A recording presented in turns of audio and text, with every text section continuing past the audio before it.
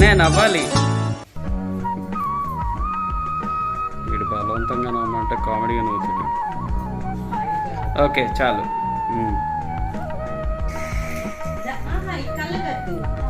ఎలా అక్కడి నుంచి వద్దు, అక్కడి నుంచి వద్దు.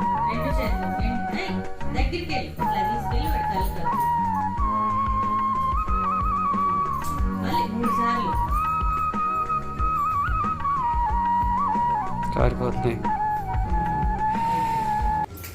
చాలు.